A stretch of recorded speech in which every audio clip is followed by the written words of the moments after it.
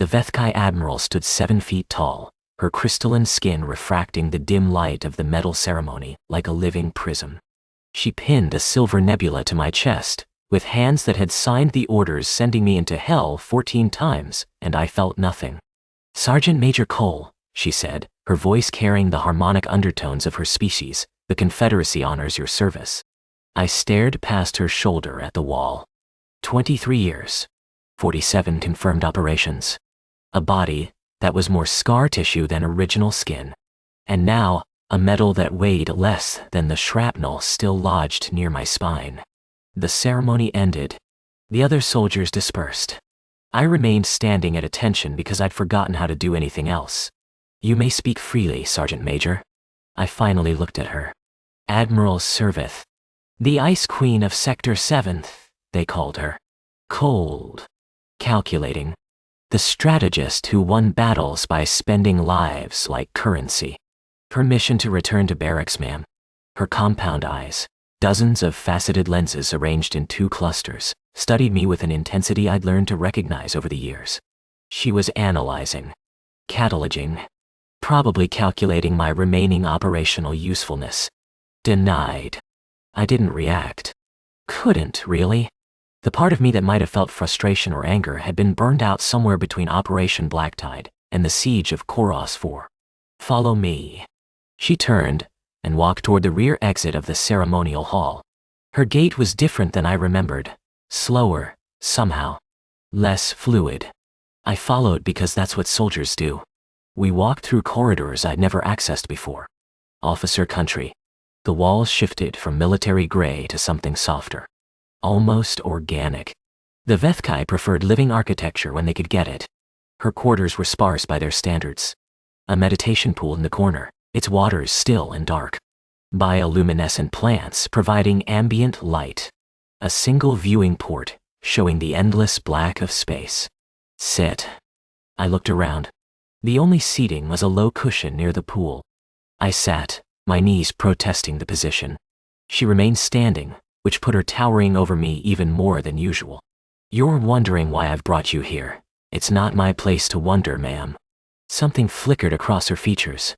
In the 3 years I'd served under her command, I'd learned to read some of their expressions. This one might have been frustration. "I'm retiring your combat status, Sergeant Major." Now I did react. A twitch. Nothing more, but she saw it. "I'm fit for duty, ma'am. Medical cleared me after. Medical clears soldiers because we need bodies. You have 17% synthetic replacement in your left leg, a compromised respiratory system, and neurological damage from 3 separate concussive events." She paused. "You also haven't slept more than 4 consecutive hours in 2 years. How do you—" "I know everything about the soldiers under my command.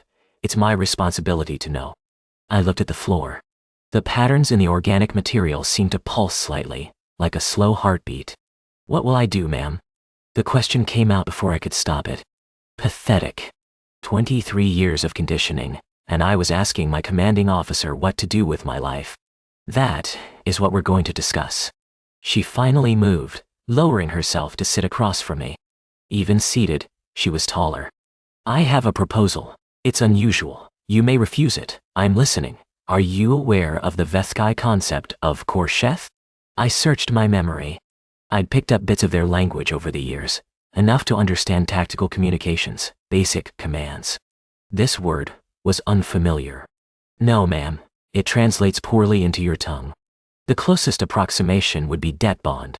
When one Vethkai causes harm to another through action or inaction, a Korsheth is created. It can only be resolved through service." "You want me to serve you? Haven't I been doing that?" "No." Her voice carried a weight I'd never heard before. "I want to serve you." The silence stretched. I must have misheard. "Ma'am, every order I gave that sent you into danger. Every mission that left you with another scar, another piece of yourself lost. Every time you trusted my judgment and paid for it with your body." She paused. "I owe you a Korsheth, Marcus Cole. I owe you 14 of them."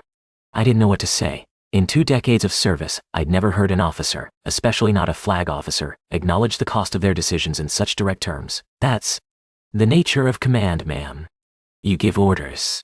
We follow them. That's how it works. That is how humans rationalize it. We do not have that luxury. She raised one hand, and I noticed for the first time that it trembled slightly. Every Vethkai commander carries the weight of their orders. Literally, it's encoded in our biology. The harm we cause through command accumulates until it's addressed, and if it's not addressed, we die. Slowly. The guilt becomes physical corruption. I looked at her more carefully now. The slight tremor. The slower movements. The way her crystalline skin seemed slightly duller than I remembered. How long? At current progression, approximately 18 months before complete neural collapse, and serving me would fix that, potentially, if you accept the Khorsheth, if you allow me to make amends. I laughed. It came out harsh and broken, more cough than humor. Admiral, with respect, I don't need a caretaker. I don't need anyone. I know. She met my eyes, or rather, her compound lenses focused on my face with uncomfortable precision. That's precisely why I'm asking you. She moved into the quarters adjacent to mine. Not the officer suites, standard NCO housing, small and utilitarian.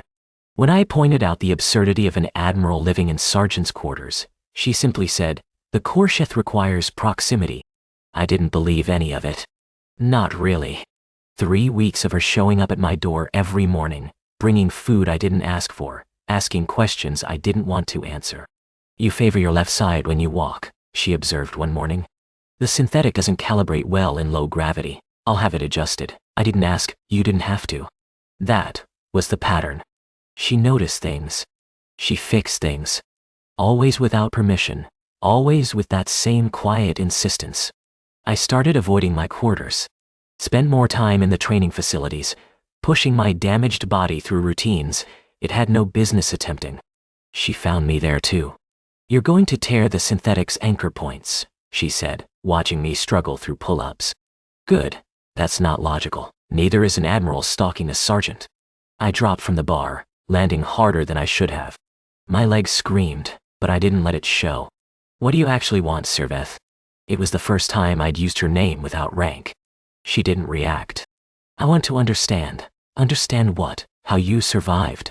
She moved closer, and I realized she was studying the exposed skin of my arms, the roadmap of scars that no amount of regeneration therapy had fully erased. "Operation Black Tide. You were clinically dead for 4 minutes before extraction. The mission report says you continued fighting after taking wounds that should have been immediately fatal. Adrenaline. Human biology." "No, too." She shook her head, a human gesture she'd adopted somewhere along the way. "I've studied human biology extensively. What you did was outside normal parameters. All 14 operations, in fact. You should have died multiple times, and you didn't. Sorry to disappoint." "I'm not disappointed. I'm..." She paused, searching for a word, fascinated. "And guilty. The first time I sent you into an unsurvivable situation, I expected to be writing your death notification within hours. Instead, you came back. So I sent you again. And again. Because you kept coming back." The admission hit me harder than I expected. I'd always assumed the assignments were random. Bad luck. The universe's way of testing me until it finally won. "You targeted me specifically, yes." No hesitation. No excuse. "You were the most capable soldier under my command, so I used you, repeatedly, until there was almost nothing left to use." I should have been angry. Part of me was, distantly, the way you're angry about storms or gravity, forces too large and impersonal to truly hate. And now you feel bad about it. Now, I'm dying because of it. Vethkai do not have the human capacity for emotional suppression. The guilt has been building for 3 years. When I signed your medical retirement papers, the dam broke. I sat on a weight bench, suddenly exhausted in a way that had nothing to do with exercise. What do you expect me to do? Forgive you? Say it's fine. I expect nothing. The Khorsheth doesn't require forgiveness. It requires service. Actions, not words. And if I tell you to leave me alone? To go die on your own terms? She was quiet for a long moment. Then, "I will. If that's what you truly want." I looked at her standing there, this creature who had commanded fleets and decided the fates of thousands, reduced to asking permission from a broken sergeant. "Your hands shake now," I said. "Yes, How bad is the pain? Considerable. I thought about the years ahead. Empty rooms. Empty days. The slow decay of a body that had been used up, and the faster decay of a mind with nothing left to fight for. Fine, Dottie. Stay. Do whatever it is you need to do. Thank you, Marcus. Don't thank me. And don't call me by my first name. As you wish, Sergeant Major. The first month was awkward. The second was worse. She followed me everywhere. Medical appointments, physical therapy, the veterans commissary where I drank alone. Always watching. Always present. The other soldiers noticed. Of course they did. Heard you've got yourself a pet admiral, Martinez said one evening, sliding into the seat across from me. What'd you do? Save a star system. Go away, Martinez. Seriously, though. The Ice Queen herself, following you around like a lost puppy. It's weird, Cole. People are talking. Let them talk. But he was right. It was weird. And it was about to get weirder. The attack came at 300, when most of the station was cycling through sleep rotation. Raiders, the humankind, deserters, and pirates who'd banded together in the unilined sectors. They hit the civilian quarter first, cutting power and communications before anyone knew they were there. I woke to the sound of weapons fire and moved on instinct. Sidearm from under my pillow. Boots without socks. Out the door and into smoke-filled corridors. Syr'veth was already there, her quarters having alerted her the moment the attack began. The command center's been hit, she said. I can't reach fleet operations. Then we're on our own. How many hostiles? Unknown. At least 30, based on the entry vectors. 30 armed raiders against a station full of civilians, medical staff, and broken-down veterans. The odds weren't good. Can you fight? I asked. I was a warrior before I was a commander, Sergeant Major. Good, stay behind me. We moved through the station, gathering survivors as we went. A handful of other veterans, some wounded, some just old. A group of medical techs who'd never held a weapon. 12 civilians, including 4 children. The raiders found us near the secondary life support hub. Day. The first exchange was brutal. I took 3 of them down before they knew I was there, but the 4th got lucky. His shot caught me in the side, punching through the gap in my improvised armor. I kept fighting. That's what I do. But the wound was bad. Worse than I let on. By the time we'd secured the hub and barricaded ourselves in, I was having trouble staying upright. You're bleeding, Syr'veth said. I noticed. Let me see. Later, Dart. We need to. Now. Her voice carried command authority I'd never heard her use on me before. Sit down. That's an order. I sat. Mostly because my legs were about to give out anyway.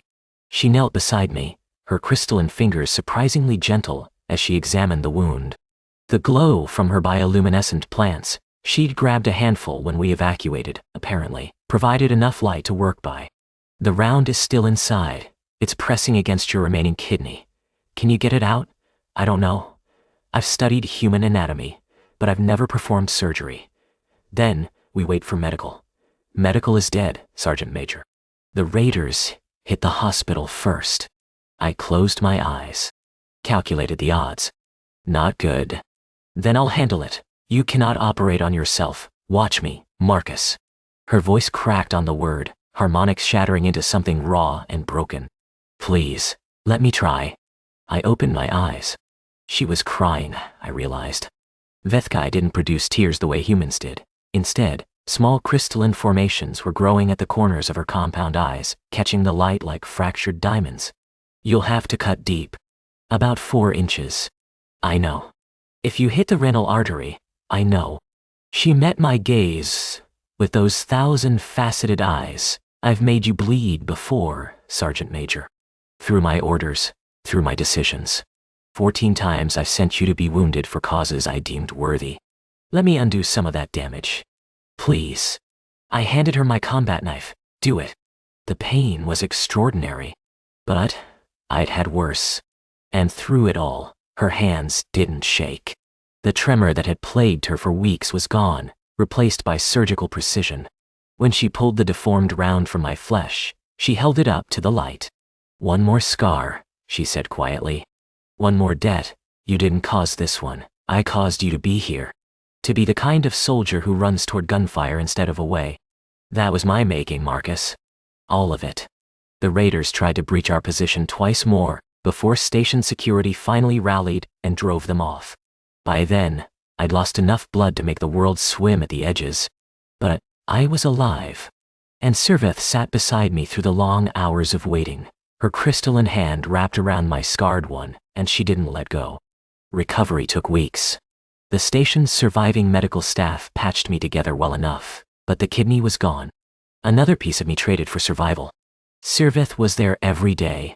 Every hour, when the hospital allowed it.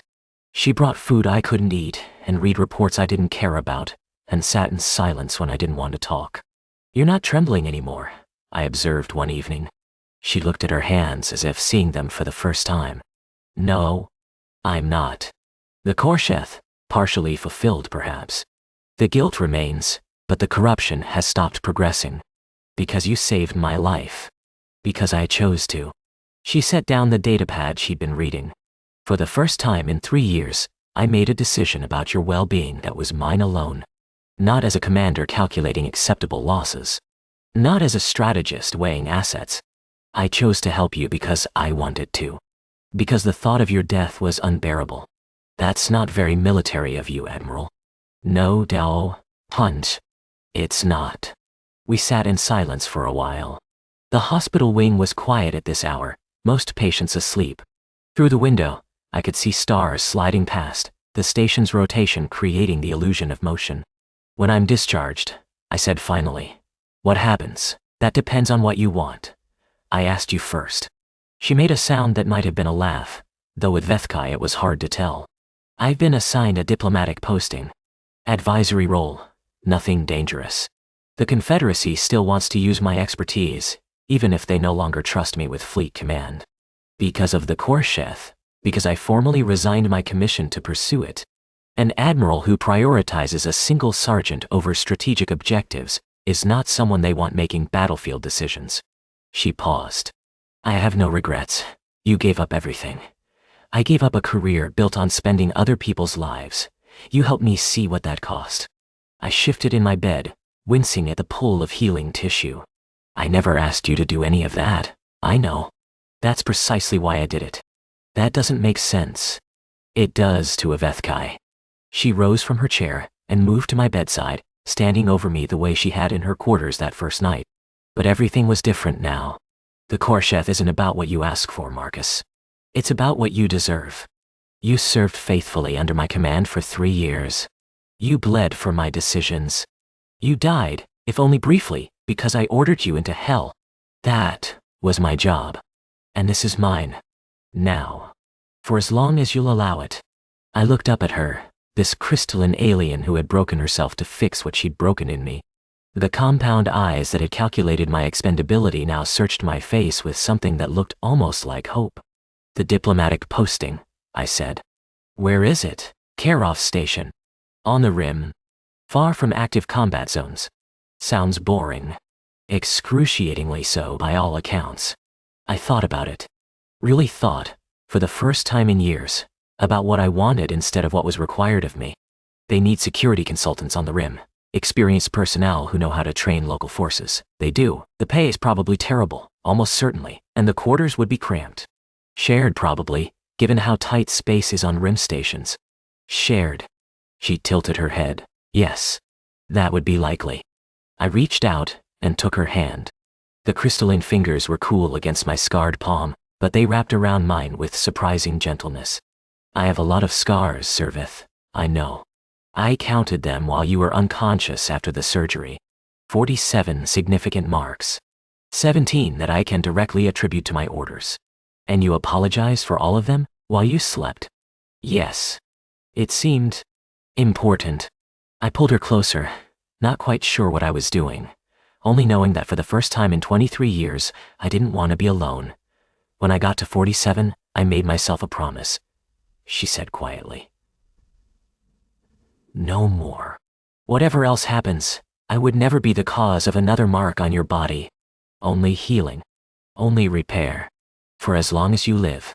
That's a long time to dedicate to one person. Vethkai lived for 300 years, Marcus. And humans have shown me something my people never understood. She knelt beside my bed, bringing her face level with mine. The value of a single life. The importance of one person, seen and known and cherished, regardless of their strategic worth.